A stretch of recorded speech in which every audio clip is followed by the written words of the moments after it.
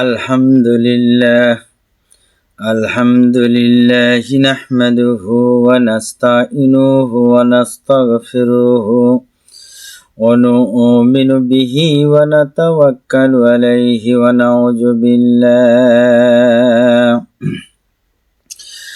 নাউযু বিল্লাহি মিন শুরুরি আনফুসিনা ওয়া মিন সাইয়্যাতি আ'মালিনা من يهده الله فلا مضل له ومن يضلله فلا هادي له ونشهد أن لا إله إلا الله وحده لا شريك له ونشهد أن سيدنا وسندنا وحبيبنا ومولانا محمدا عبده ورسوله الذي أرسله بالحق بشيرا ونذيرا وداعيا إلى الله بإذنه وسراجا منيرا فقد قال الله تعالى في كلامه المجيد وفرقانه الحميد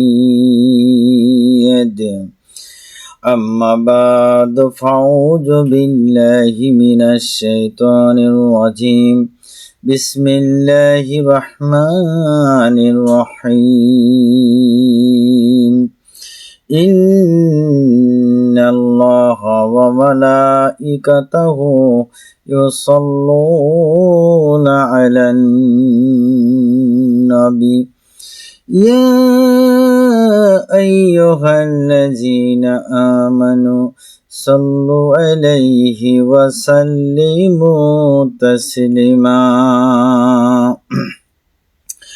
صلى الله على محمد صلى الله عليه وسلم طلع البدر علينا من سنية البداية وذاب الشكر علينا ما دا لله داي صلى الله على محمد صلى الله عليه وسلم মানবতার বন্ধু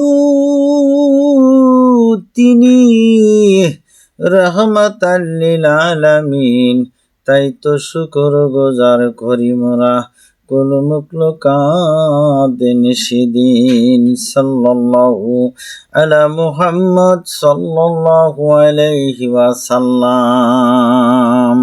নাহমাদুহু ওয়া নাসাল্লি আলা রাসূলিল কারীম। আমার বন্ধুগণ, বাড়ি বাড়ি ভিক্ষা করে বেড়ায় কে? এই পাগলা ফকির বাবা।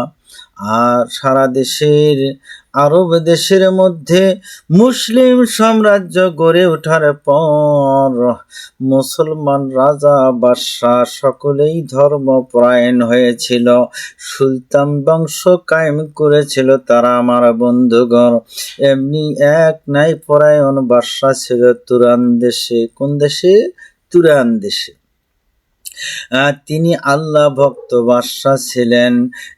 বর্তমানে সেই দেশটার নাম হয়ে গেছে তুরস্ক রাজ্য। সেই দেশটার রাষ্ট্রের নাম কি হয়েছে এখন? বর্তমানে তুরস্ক রাজ্য। দেশের সকল অধিবাসী ছিল মুসলমান। বাদশার নাম ছিল শাহ ফকির বাবা। দীর্ঘদিন রাজ্য পরিচালনা করেন তিনি। একদিন গভীর রাত্রে তিনি যখন নামাজ আদায় করতেছিলেন, তখন কে যেন তার সামনে থেকে ডাক দিয়ে বললেন, হে বাদশাহ ফকির বাবা, তুমি দীর্ঘদিন রাজত্ব করতেছ, আর নয় আর নয়, এবার তোমাকে ফকির বেশে ভিক্ষা করে খেতে হবে। ঘরে বসে তো আল্লাহর খবর জানা সম্ভব নয়, তবে কথা তুমি কাউকে বলতে পারবে না। সুযোগ বুঝে আল্লাহ পাখির ইচ্ছায় তুমি আল্লাহর ইচ্ছা পূরণ করার জন্য বের হয়ে যেতে হবে। আল্লাহর ইচ্ছা তুমি পূরণ করো, আল্লাহ তোমার ইচ্ছা পূরণ করবে। এই কথা শোনার পর শাহ ফকির বাবা তার রাজ্য ত্যাগ করলেন, অন্য রাজ্যের মধ্যে চলে গেলেন। মাত্র 2 দিন এক জঙ্গলে বিশ্রাম নিয়েছিলেন। আমার ভাইয়েরা, বনের ফলমূল খেয়ে, লতা পাতা চিবিয়ে খেয়ে তিনি আল্লাহর আদেশ মোতাবেকে বাড়ি বাড়ি ভিক্ষা শুরু করে দিলেন। তার সোয়ালের একটা ধরন ছিল আমার বন্ধুগণ, শুধু 4টা শব্দ ব্যবহার করতেন। 1 নম্বর, আল্লাহ আল্লাহ কিছু দেন বাবা, ফি সাবিরিল্লাহ। এই বাক্য ছাড়া আর কোনো বাক্য সে পড়ে নাই, এছাড়া আর কোনো কথা তিনি বলতেনও না। আমার ভাইয়েরা, বাড়ি বাড়ি ভিক্ষা করে ওই একজন তুরান দেশের বাদশা, তিনি ফকিরি বেশ ধারণ করেছেন। তিনি কোনো প্রশ্নের জবাব দিতেন না কেউ যদি প্রশ্ন করতেন। সারাদিন যা কিছু পাইতেন তাই খাইতেন।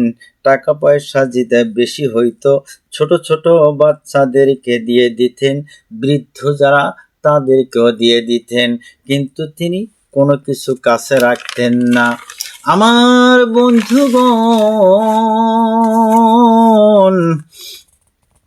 আরব দেশের নানা রাজ্যে একদিন শাসক, এই ফকির বাবা তিনি একজন শাসক ছিলেন আমার বন্ধুগণ, কিন্তু এই দিকে ফকির বেশ তখন ভিক্ষা শুরু করে দিয়েছেন। বলক শহরে এসে আস্তে আস্তে ভিক্ষা করতে করতে বলক শহরে এসে উপস্থিত হয়ে গেলেন। আমার ভাইয়েরা, আরব দেশের ভিতরে বলক শহর বিরাট শহর। ওই রাজ্যের বাদশাহ খুব সম্প্রতি ছিলেন। বলক রাজ্যের বাদশাহ খুবই শক্তিশালী ছিলেন। রাজা প্রজার অভাব ছিল না, সে শান্তিতে বসবাস করতেছিলেন। দেশের নাম ছিল, ওই দেশের বাদশার নাম ছিল শাহ আলী আসগর বলকি রহমাতুল্লাহ আলাই। কি নাম ছিল? ওই বলক শহরের বাদশার নাম ছিল শাহ আলী আসগর বলকি রহমাতুল্লাহ আলাই। উজির নাজিরের কোনো অভাব ছিল না। তার সভা রাজ্য এত সুন্দর ছিল, রাজ্যের কোথাও অশান্তি ছিল না, কোনো অশান্তি ছিল না আমার ভাইরা। শুধু একমাত্র তার একটা কন্যা ছিল, নাম ছিল তার জহুরা বানু। তার কোনো আর সন্তানও ছিল না। এদিকে বলক রাজ্যের রাজধানীতে ওই পাগলা ফকির প্রবেশ করলেন। প্রবেশ করার পর অস্থিরতা মনে করতে লাগলেন। আল্লাহ পাকের মহিমা বোঝা বড় কঠিন আমার বন্ধুগণ। আমার ভাইয়েরা, পাগলা ফকির বাবা এর চেহারা খুব সুন্দর। ও আমার ভাইয়েরা, এত সুন্দর চেহারা আল্লাহ পাক তাকে দিয়েছেন। পাগলা ফকির বাবা রাজবাড়ির প্রধান ফটকের মধ্যে দাঁড়িয়ে গেলেন। এবার রাজবাড়ির মধ্যে যখন দাঁড়িয়ে গেলেন, বলক শহরের বাদশা আলী আসগরের বাড়ির মধ্যে যখন ঢুকতে লাগলেন, প্রধান ফটকে দাঁড়ানো ছিল। এত সুন্দর চেহারা সেই রাজবাড়ির, ওই বলক শহরের বাদশা রাজবাড়ির সামনে পাগলা ফকির বাবা, তিনি তো একজন বাদশা ফকির বেশ ধারণ করেছেন। এখানে এসে যখন দাঁড়িয়ে গেলেন, ভেতরে প্রবেশ করতেছিলেন, কিছু দেখতে দেখতে হঠাৎ করে দেখলেন এক অন্দরের মধ্যে, আন্দরি বারান্দার মধ্যে একটা সুন্দরী নারী পরিচালনা করতেছে। বারান্দার ভিতরে ফুল বাগানের সেখানে উজির নাজির বসা ছিল, কিন্তু একটা মেয়ের মতো, একটা পরীর মতো মেয়ে সেখানে নড়াচড়া ঘোরাফেরা করছেন। তার নাম হলো আলী আসগর সাহেবের কন্যা ফুলবানু। আমার বন্ধুগণ, ওই কন্যাকে দেখে বাদশা, ওই ফকির বাবা সে পাগল হয়ে গেল। এত সুন্দর রূপ, এত সুন্দর চেহারা। ও আমার ভাইরা, এবার সেখানে দাঁড়িয়ে বললেন, বাবা কিছু দেও বাবা। এ কথা যখন বলতে আল্লাহ আল্লাহ কিছু দান করেন ফি সাবিলিল্লাহ, যখন এই কথা বলে দিলেন, বলার সঙ্গে সঙ্গে বাদশাহ আলী আসগর তিনি প্রধান উজির সাহেবকে বলে দিলেন, যা চান তা তোমরা দিয়ে দাও। ফকিরকে বলে দেন আপনি কি চান। এরপর পাগলা এমন কিছু চেয়ে বসলো যে আর কল্পনাও করা যায় না। আল্লাহ পাকের ইচ্ছা, আল্লাহ পাকের ইচ্ছা আমার ভাইরা পাগলা ফকির উজির সাহেব কে ডাক দিয়া বললেন, আমি রাজকন্যা জহুরা বানুকে চাই। সুবহানাল্লাহ। তৎক্ষণাৎ উজির সাহেব চমকে উঠিলেন, উঠে বললেন, সুচতুর উজির সাহেব প্রথমে কিছু না বলে নিজেকে সামলে নিয়ে বললেন, পাগলা ফকির শোনো শোনো শোনো, বেশ তো ভালো কথা, ভালো প্রস্তাব দিয়েছ। রাজা বাদশাদের মেয়েকে বিবাহ করতে হলে হীরা মানিক মণিমুক্তা কাঞ্চন দিতে হয়, তুমি কি পারবা এসব দিতে? উত্তরে পাগলা ফকির বাবা বললেন, পারবো পারবো ইনশাল্লাহ। সুবহানাল্লাহ।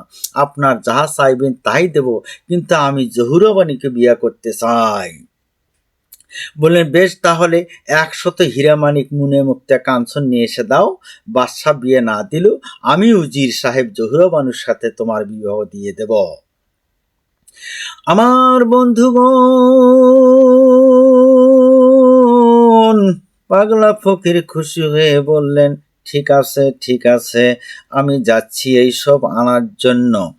আপনার কথা যেন ঠিক থাকে, আপনি কথা উল্টা পাল্টা করতে পারবেন না। উজির দৃঢ়তার সাথে জবাব দিলেন, আচ্ছা ঠিক আছে, বিয়ে তো দিয়ে দেব। যাও যাও হীরা মানিক মণিমুক্তা কাঞ্চন নিয়ে আসো 100টা। এবার পাগলা ফকির বললেন, সাগর ও মহাসাগর হলো রত্নের ভান্ডার। আমার আল্লাহ পাক সাগর মহাসাগরের নিচে তো রত্নের ভান্ডার রেখে দিয়েছেন, আর সেই ভান্ডারের মালিক তো আমার আল্লাহ পাক। পাগলা ফকির দীর্ঘ 3 দিন 3 রাত রাস্তা হেঁটে চলতে লাগলেন। অবশেষে সাগরের কিনারে এসে দাঁড়িয়ে গেলেন। সেখানে তিনি 2 রাকাত নফল নামাজ আদায় করলেন। নামাজ শেষে আল্লাহর নিকট প্রার্থনা করলেন, মাবুদ, হে আল্লাহ দয়াময়, তুমি আমার ইচ্ছা পূরণ করো গো আল্লাহ। নামাজ শেষ করে পাগলা ফকির সাগরের দিকে তাকালেন। দেখেন কি আশ্চর্য, সাগরের পানি 2 খণ্ড হয়ে গেল। জোরে জোরে বলেন না সুবহানাল্লাহ। বহুদূর সাগরের তলদেশ পর্যন্ত দেখা যায়,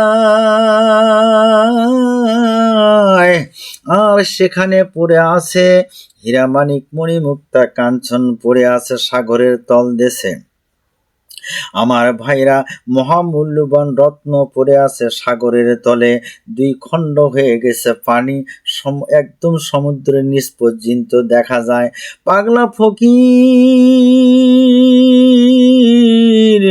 আল্লাহকে স্মরণ করে শুকরিয়া আদায় করলেন।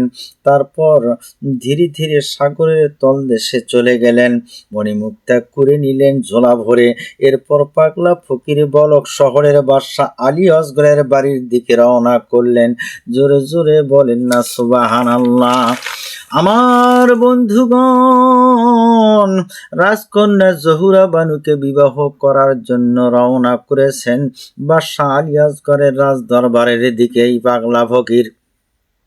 দীর্ঘ 10 থেকে 12 দিন পর পাগলা ফকির তার ঝোলা ভরা মণিমুক্তা কাঞ্চন নিয়ে মহলের প্রধান ফটকে এসে আবার দাঁড়ালেন। দূর থেকে উজির সাহেব পাগলা ফকিরকে দেখে দ্রুত তার নিকটে ছুটে আসলেন। এসে, আপনি কি এনেছেন, আপনি কি এনেছেন 101টা মণিমুক্তা কাঞ্চন? পাগলা ফকির বললেন, হ্যাঁ এনেছি। এই বলে তার ঝোলা থেকে 101টা মণিমুক্তা কাঞ্চন গুনে গুনে তাকে দিয়ে দিলেন। সুবহানাল্লাহ। রত্নগুলি চকমক করতেছে ঝকঝকে, এত সুন্দর এত সুন্দর রত্ন। আহারে, উজির সাহেব এবার বদলে গেলেন। তিনি বললেন, তিনি পাগলা ফকিরের সাথে বিশ্বাসঘাতকতা করলেন। ফকিরকে বললেন, যাও যাও, এখান থেকে বিদায় হয়ে যাও। বাদশার মেয়ের সঙ্গে ফকিরের কোনোদিন বিবাহ হতে পারে না। বিষম মার দেওয়া হলো। সেনাবাহিনীকে ডাকিয়ে পাগলা ফকিরকে বিষম মার দিয়ে বাদশার এবার সেখান থেকে তাকে বের করে দিলেন। সমস্ত কথা বাদশার কাছে গোপন রাখলেন, কোনো কিছুই বললেন না। শাহিমলের মুখ তখন খোলা ছিল, একটা জানালা খোলা ছিল, ফুলবাগান ছিল সে জানালার সামনে, সেখানে সুন্দর বারান্দা ছিল আমার ভাইরা। ঘরের জানালা খোলা থাকলে বাহিরের সব দৃশ্য দেখা যায়। পাগলা ফকির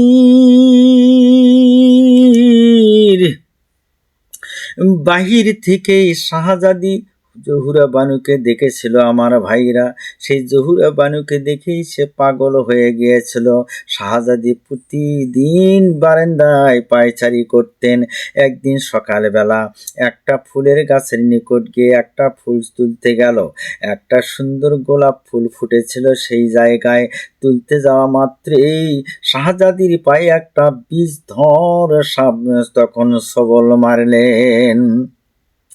শাহজাদি বিষের যন্ত্রণায় চিৎকার দিয়ে উঠলেন। প্রহরীরা সবাই ছুটে আসলেন। বাদশাহ ও বেগম এসে কান্নাকাটি শুরু করে দিলেন। শাহজাদিকে মাটিতে শুয়ে একটু প্রাথমিক চিকিৎসাও করলেন, কিছুতেই কাজ হলো না। সঙ্গে সঙ্গে রাজ্যে ঘোষণা করে দেওয়া হলো শাহজাদি বিষ নামানোর জন্য কে আসো, রাজ দরবারে চলে আসো। রাজকন্যাকে যদি ভালো করে দেওয়া হয় তাকে রাজ্যের অর্ধেক সম্পদ দিয়ে দেব, জহুরা বানুকে তার বিবাহ দিয়ে দেব। কিন্তু হাজারো ওজা ঝড়ফুঁক করলো, কোনো কাজ হলো না। আমার বন্ধুগণ, অবশেষে বাদশার আদেশে রাজ্যের দক্ষিণ প্রান্তে বড় নদীর তীরে বিশাল বনভূমির অদূরে শাহজাদিকে কবর দিয়ে আসলেন। বলক রাজ্যের উজির সেই বিশ্বাসঘাতকতা আর তার নিজের অস্ত্রের নিঃসরণের কথা সৈন্যদের কাউকে বললেন না। পাগলা ফকির যে চলে গেল বাড়িতে আসার পর তা কাউকে বলেন নাই।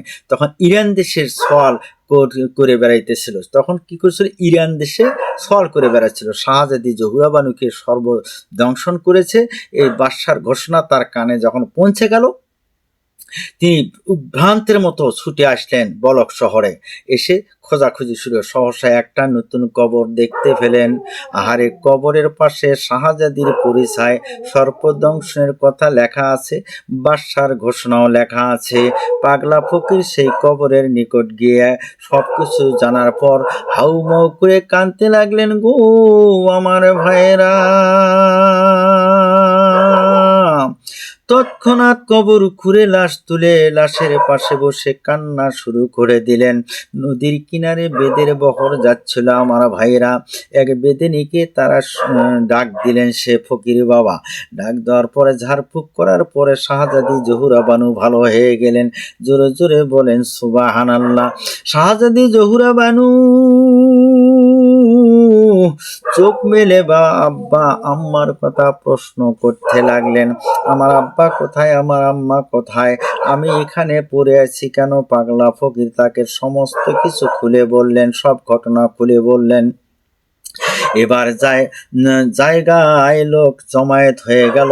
পাগলা ফকিরের সাথে জহুরা বানুর বিবাহ হয়ে গেল। জোরে বলেন সুবহানাল্লাহ।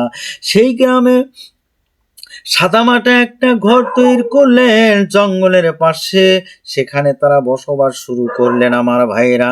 এদিকে বাদশাহ আলী আসগর সাহেব স্ত্রী সান্ত্বনা দিতে লাগলেন। ধীরে ধীরে কন্যার কথা তারা ভুলিয়ে গিয়েছিলেন। এদিকে পাগলা ফকির এর স্ত্রীর গর্ভে, শাহজাদি জহুরা বানুর গর্ভে একটা ফুটফুটে চাঁদের মতো পুত্র সন্তান জন্ম নিল। তার নাম রাখা হলো শাহ সুলতান। তার শাহ সুলতান কই থেকে জন্ম হলো, কোথা থেকে আসলো, কে তার নাম রাখলো, সব সুন্দর হিস্টোরি দেওয়া আছে আমার ভাইয়েরা কেতাবের মধ্যে। আস্তে আস্তে শাহ সুলতান বড় হতে লাগলেন। জহুরা বানু ওই পাগলা ফকিরের ঘরে এই শাহ সুলতান আসলো আমার ভাইয়েরা। এবার শাহ সুলতান আস্তে আস্তে বড় হতে লাগলেন। সুলতানের বয়স যখন 7 বছর, তখন তাকে সামান্য দূরে অবস্থিত শাহী মুক্তবখানা আছে আমার ভাইয়েরা, ওই শাহী মুক্তবখানায় ভর্তি করে দেওয়া হলো। ছেলেটির চেহারা, ছেলেটির এত সুন্দর রূপ, সব চেহারা দেখে মুক্ত হয়ে গেলেন। শিক্ষক খুশি হয়ে গেলেন। এবার শিক্ষক বা ওস্তাদ, যাকে আমরা ওস্তাদ বলি, ওস্তাদ তাকে প্রশ্ন করলেন, তোমার পিতার নাম কি? শিশুটি উত্তর দিল, আমার পিতার নাম তো আমি জানি না, ভিক্ষা করে খায় আমার বাবা ফকির, মা হলো পদ্মাশিলা, শুধু গৃহকর্মে কাজ করে, মায়ের নাম আমি তো জানি না। ইতিমধ্যে শাহী মহলে ছেলেটির কথা পৌঁছে গেছে আমার ভাইয়েরা। শাহী মহলে যখন এই ছেলের কথা পৌঁছে গেল, শাহ সুলতানের কথা, বাদশার হুকুমে শাহ মহলে একদিন ছেলেটিকে নিয়ে আসা হলো, খানাপিনা করানো হলো। বেগম সাহেবেরা সব প্রশ্ন করতে লাগলেন, তোমার নাম কি বাবা? বেগম সাহেবরা রাজবাড়িতে নিয়ে যাওয়ার পরে তাকে প্রশ্ন করলেন, বাবা তোমার নাম কি? ছেলেটি বললেন, আমার নাম হচ্ছে শাহ সুলতান। বাদশাহ আলী আসগর প্রশ্ন করলেন, তোমার বাবার নাম কি বাবা? ছেলেটি বললেন, আমার বাবা আসল নাম আমি জানি না, কারণ তবে লোকজন পাগলা ফকির বলে। আমার আব্বা ভিক্ষা করে খায়। বেগম সাহেব আবার প্রশ্ন করলেন যে, তোমার কোথায় থাকো বাবা তোমরা? তোমার মায়ের নাম কি? ছেলেটি বললেন, ওই সবের কথা তো আমি জানি না, একেবারে ওই গ্রামের দক্ষিণ সীমানায়, যেখানে সাধারণ বাড়িঘর করে আমরা থাকি, দক্ষিণ সীমানায় একটা নদীর কিনারে জঙ্গলের পাশে আমরা ঘর বেঁধে থাকি। আমার মায়ের নাম আমি জানি না, তবে মা বলেছেন সে নাকি একজন বাদশার মেয়ে। 14-15 বছর বয়সে মাকে সাপে দংশন করেছিল। আমার আব্বা কবর থেকে তুলে ভালো করে তাকে বিবাহ করেছেন। সুবহানাল্লাহ। আমি আমার মায়ের একমাত্র সন্তান শাহ সুলতান। এবার বাদশাহ বললেন, এ যে আমার মেয়ে জহুরা বানুর কথা বলতেছে, বলক শহরের বাদশাহ আলী আসগর এবার পাগল ফকির এবার উদ্দেশ্য করতে লাগলেন। হুজুর বাহাদুরকে ডাক দিয়ে বললেন, রাজমহলে তাদেরকে নিয়ে আসো, ওই বাদশাহ ফকির বাবাকে নিয়ে আসো আমার রাজ দরবারে। আলী আসগর সাহেব বলক শহরের বাদশাহ হুকুম দিয়ে দিলেন। পরিচয় পাইয়া তাদেরকে সাদরে গ্রহণ করলেন এবং বাদশাহী ছেড়ে দিলেন। এরপর শাহ